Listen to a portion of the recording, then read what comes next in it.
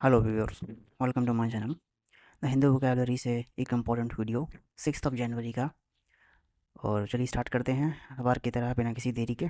तो पहला वर्ड है हमारा निगेट। इसका मीनिंग है to stop something from having any effect, यानी कि किसी चीज़ के इफेक्ट होने से पहले उसको रोकना। ठीक है, उसको एक तरीके से डीएक्टिवेट कर देना, इसको न्यूट्रलाइज कर देना, जैसे सिनोनिम हम इसको यूज़ कर सकते हैं। पार्ट ऑफ स्पीच इसका वर्ब है, पहले ये देख लेते हैं। और उसका मीनिंग होता है कि किसी चीज़ का जो कोई इफेक्ट होने वाला, उस इफेक्ट को होने से पहले रोक देना। तो वहाँ पर हम वर्ड यूज़ करते हैं निगेट। हिंदी में अगर इसको कहें तो एक तरीके से निष्क्रिय कर देना, एक तरीके से डीएक्टिवेट कर देना, निष्क्रिय कर देना, हिंदी में निष्क्रिय कर देना। मीनिंग इसका क्या हो सकता है, इसके सिनोनिम्स क्या होंगे?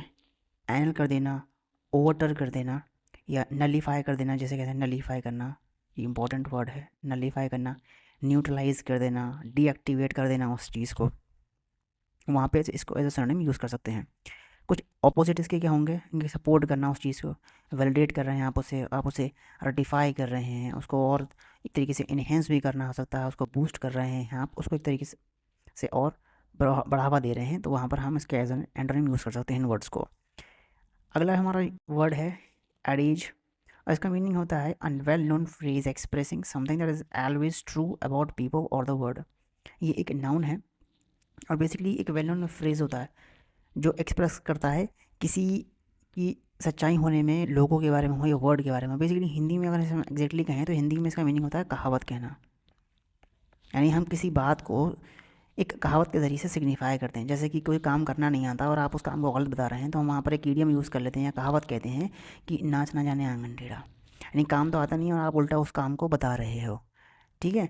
या फिर अगर कोई जैसे कोई हट्टी आदमी है, जो कोई जिसने मतलब जैसे कोई किसी ने एक तो गलत काम करा है और गलत काम करने के बाद जो है ऊपर से फिर वो दूसरे पे चिल्ला रहा है, तो एक तरीके से ये है कि उम, उल्टा चोर कोतवाल को डांटे, इस तरीके से।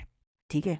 एक या फिर कहेंगे चोरी और ऊपर से फिर जीना सीना जोरी। तो ये इस तरीके से बात को कहना, एक एक्सप्रेस करना एक फ्रेजल में, वहाँ पर हम वर्ड यूज़ करते हैं अडेज। हिंदी में इसका सिनोनिम्स क्या होंगे?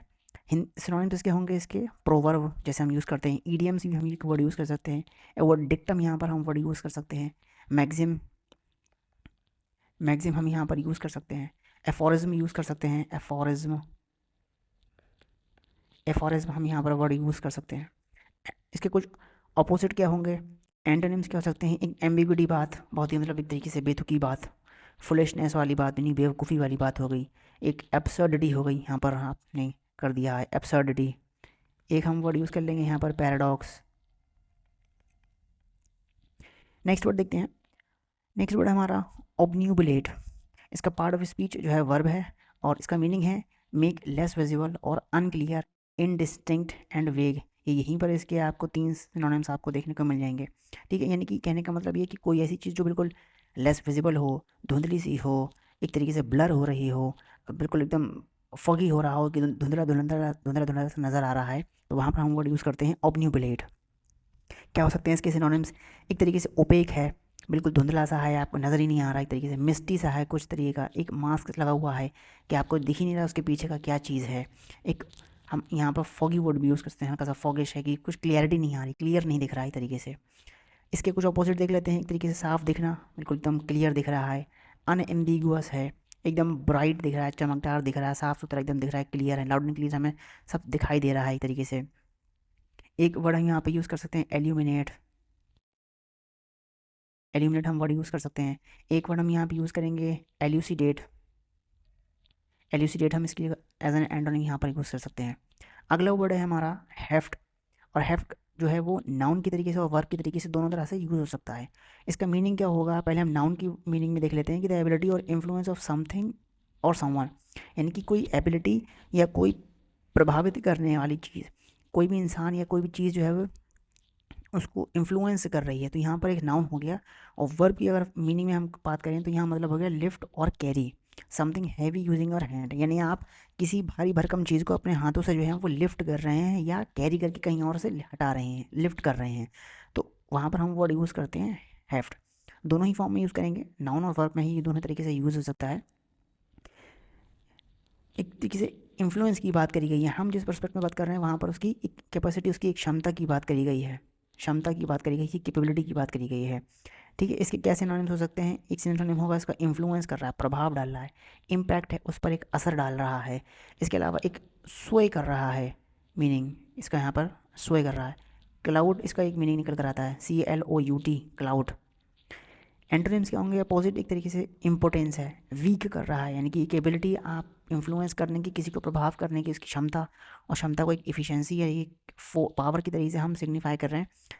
उसके अपोजिट में इम्पोर्टेंस हो जाएगा, पावरलेसनेस हो जाएगा, कि इनकॉम्पिटेंस भी हम यूज़ कर सकते हैं। इन एप्टीट्यूड एक वर्ड यहाँ पर हम यूज़ कर लेंगे, इन एप्टीट्यूड एक वर्ड हम यहाँ पर यूज़ कर सकते हैं। नेक्स्ट वर्ड है हमारा एक्सक्रूशिएटिंगली। एक्सक्रूशिएटिंगली का ये एक एडवर्ब है, और यहाँ पर इसका मीनिंग है something that is really intense और पेनफुल, यानी कोई ऐसी चीज़ जो बहुत ही ज़्यादा पेनफुल है। एक्सक्रूशिएटिंग यानी कि बर्दाश्त ना काबिल बर्दाश्त तकलीफ़ है आपके अंदर, कि बिल्कुल आप उसे टॉलरेट ही नहीं कर पा रहे हैं।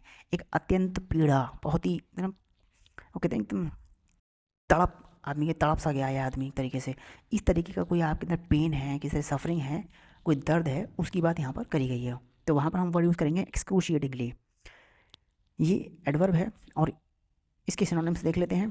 टॉर्चरस होना, एक तरीके से आप टॉर्चर कर रहे हैं किसी को। हार्श, ग्रूवलिंग, ये इसके कुछ सिनोनिम्स हो जाएंगे। क्या हो जाएंगे इसके सिनोनिम्स? टॉर्चरस होना, हार्श है, ग्रूवलिंग है। इसके अलावा सीवियरली भी हम यूज़ कर सकते हैं। एक वर्ड हम यूज़ करेंगे एक्यूटली।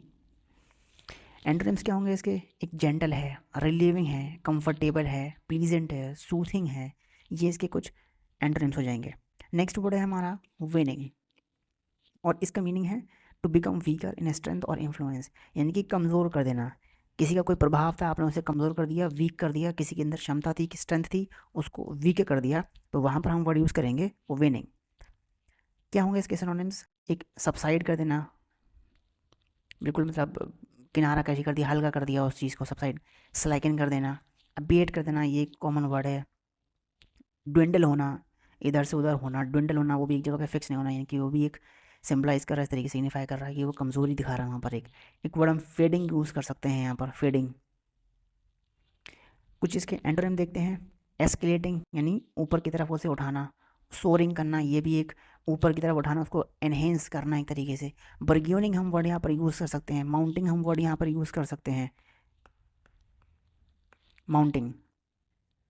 अगला वर्ड है हमारा प्रेल्यूड, और प्रेल्यूड जो है वो नाउन है, और उसका मीनिंग है कोई एक एक्शन या इवेंट जो होने वाला हो, before happens before something else, और that forms an introduction to something, यानी कि किसी चीज़ को आप इंट्रोडक्शन, किसी से आप कोई चीज़ ऐसी घटना जो किसी के इंट्रोडक्शन होने से पहले ही स्टार्ट हो रही हो। एक तरीके से जब हम हिंदी में जब निबंध लिखते हैं तो हम वहाँ पर एक प्रस्तावना लिखते हैं, एक तरीके से प्रल्यूड लिखते हैं। ठीक है, तो वहाँ से ये वर्ड निकला हुआ, एक तरीके से प्रस्तावना करना, यानी कोई एक एक्शन और इवेंट का होना किसी और चीज़ के होने से पहले, किसी और चीज़ के होने से पहले किसी एक एक्शन का या इवेंट का होना, घटना का होना, उस चीज़ को कहा गया है प्रेल्यूड। क्या होंगे इसके सिनोनिम्स? सिनोनिम्स होंगे इसके कुछ प्रेफेस होना, पहले घट जाना किसी चीज़ का, प्रोल्यूजन हो जाना, प्रिकर्सर होना, प्रिकर्सर। प्रिकर्सर्स के अलावा एक फॉरेनर हम वर्ड यूज़ कर लेंगे यहाँ पर, फॉरेनर वर्ड। ठीक है, एक वर्ड हम यहाँ पर कर सकते हैं प्रोलोग, प्रोलोग हम वर्ड यहाँ पर यूज़ कर सकते हैं, ये यू है। क्या होंगे इसके एंटोनिम्स? अपोजिट, यानी कोई चीज़ के स्टार्ट होने की बात करी गई है तो यहाँ पर उसके अपोजिट में उसके ख़त्म होने की बात करी गई है। एंड करना, फिनिश करना, कंक्लूड करना, एपिलॉग्यू करना, एपिलॉग्यू करना, ये इसके एंटोनिम्स हो जाएंगे। अगला वर्ड है हमारा प्रिवेल करना, यानी कि प्रिवेल जो है वो एक वर्ब है, एक्शन की बात यहाँ पर है। मीनिंग जो है टू विन और accepted specially after a fight और डिस्कशन, यानी कि मतलब ये है कि किसी चीज़ को आपने एक्सेप्ट कर लिया या किसी चीज़ पर आपने जीत हासिल कर ली, उस जीत को हासिल करने से पहले आपने उसके लिए जो जद्दोजहद की, जो आपने फाइटिंग की, जो डिस्कशन किया, उस चीज़ के बाद आपको जो एक्सेप्टेंस मिली, जो आपको विन मिली, उसको कहा गया है प्रिवेल्ड। प्रिवेल कहते हैं ना, ये कंडीशन जो होती है जो चलती चली आती है, हिंदी में कहते हैं एक तरीके से कायम रहना। अब वो कायम कैसे रहती है चीज़? जब आप उस चीज़ के लिए लड़ते हो, जब आप उस चीज़ के लिए लड़ते हो, लड़ने के बाद आपकी वो चीज़ बरकरार रहती है, तो वहाँ पर हम कहते हैं प्रिवेलिंग, कहते हैं प्रिवेलिंग कंडीशंस हैं ये प्रिवेलिंग यानी होती चली ही आ रही है इस तरीके से। तो वो चीज़ है कि यहाँ पर उस चीज़ को कहा गया है प्रिवेल होना, यानी कि एक तरीके से जीतना, कहना जीतना, इस तरीके से जीतना कि आप उसके लिए काफ़ी टाइम से लड़ रहे हैं और लड़ते हुए आपने उस लड़ते लड़ते आपके पास एक रिजल्ट आया कि अब आप उस चीज़ को जीत गए हैं, वो चीज़ एक्सेप्ट कर ली गई है। तो वहाँ पर हम वर्ड यूज़ करेंगे प्रिवेल। क्या होंगे इसके सिनोनिम्स? सक्सीड है, आप कॉन्कर कर गए, आप जीत गए, आपको कामयाबी हासिल हो गई, आपने उसे कॉन्कर कर लिया, आप ट्रायम्फ्ड हैं, ट्रायम्फ कर लिया आपने उसे। क्या होंगे इसके एंटोनिम्स? जैसे कोलैप्स हो जाना, बिल्कुल वो कहते हैं कोलैप्स हो जाना, बिल्कुल एकदम बर्बाद होना, वेन होना, फेल हो गए आप एक तरीके से, कैपिचुलेटेड हो गए, स्कम्ड हो गए, स्कम्बेड हो गए। नेक्स्ट वर्ड है हमारा ब्रिम्ड, और ये भी एक वर्ब है और मीनिंग है to be full of something, यानी कि बिल्कुल पूरा, भर जाना।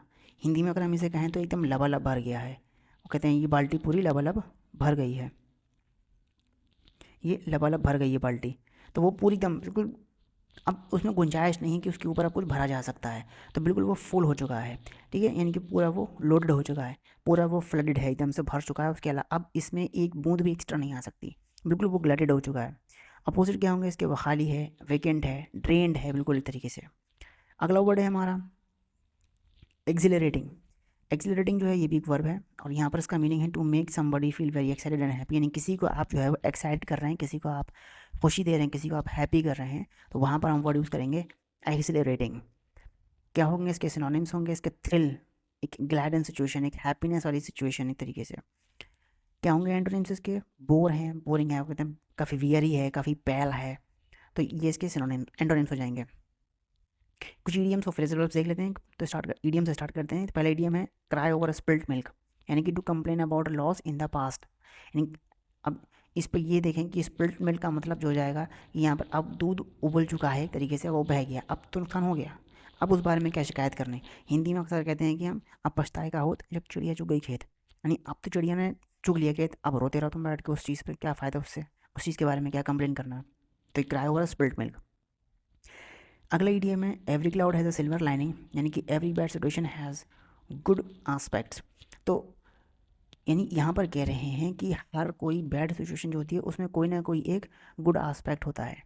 अभी जो था उस टाइम पहले जो एक बात कही गई थी, शायद मोदी जी के द्वारा जो बात कही गई थी, उसमें कहा था कि अवसर की बात करी गई थी किसी के, कि एग्जैक्टली मुझे वो याद नहीं आ रहा है, वो चीज़ याद नहीं आ रही है, एनीवेज वो एक अलग चीज़ है। वो अवसर से कहा गया था कुछ किसी चीज़ का, कि हम किसी बुरे टाइम पीरियड में थे, आई थिंक मेरे ख्याल से वो कोरोना में कुछ एक स्टेटमेंट उन्होंने दिया था, वो एग्जैक्टली मुझे याद नहीं आ रहा, लेकिन फ़िलहाल तो वो ये बात कही गई थी कि हर बुरी चीज़ में कोई ना कोई एक छोटा मोटा अच्छा आस्पेक्ट आपको ज़रूर मिलता है, एक अच्छे आस्पेक्ट आपको उससे मिलता ज़रूर है। कोई एक्सपीरियंस आपने फेल एक्सपीरियंस लिया हो, लेकिन आप उस फेल एक्सपीरियंस से आपको अपनी कमी का पता चल जाए, तो आप उस कमी को अपनी आसानी से दूर कर सकते हो, इस तरीके से आप इसको लिंकअप कर सकते हो। तो वो चीज़ कही गई है कि हर बैड सिचुएशन में कुछ ना कुछ अच्छा होता ज़रूर है।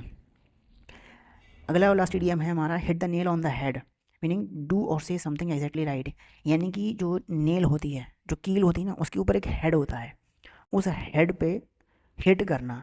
तो इसका मतलब ये है कि अगर उस हेड पे आप हिट कर रहे हो तो आपकी जो नेल है वो सही से सेटल डाउन हो जाएगी। सेटल डाउन होने का मतलब यहाँ पे कह रहे हैं कि वो चीज़ आपकी बिल्कुल एग्जैक्टली राइट हो जाएगी, यानी कि हमेशा जो है वो एग्जैक्टली राइट आप किसी चीज़ को कह रहे हैं या कर रहे हैं, तो आप इसका मतलब ये है कि आप कील के ऊपर सही से हथौड़ा मार रहे हैं, यानी आप एग्जैक्टली वैसे ही कर रहे हैं, आप परफेक्टली उस काम को कर रहे हैं।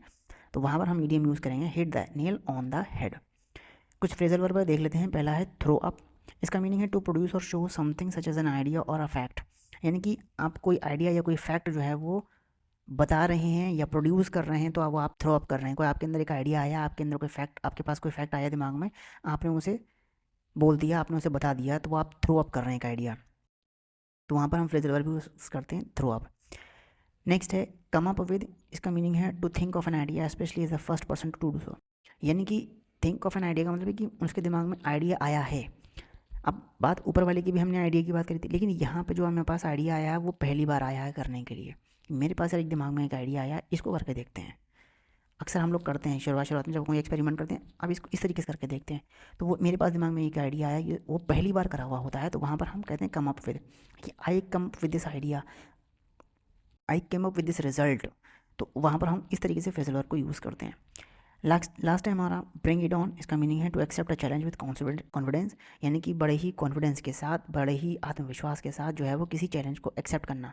अक्सर हम जब कोई बात आती है या हम किसी तरह का कोई कंपटीशन करते हैं तो कहते हैं लेट्स ब्रिंग इट ऑन, तो हम कहते हैं चलो एक्सेप्ट करते हैं इस चैलेंज को कॉन्फिडेंस के साथ। तो ब्रिंग इट ऑन कॉन्फिडेंस के साथ हमने एक्सेप्ट कर लिया इस चैलेंज को, तो वहाँ पर हम फ्रेजल वर्ब यूज़ करते हैं ब्रिंग इट ऑन।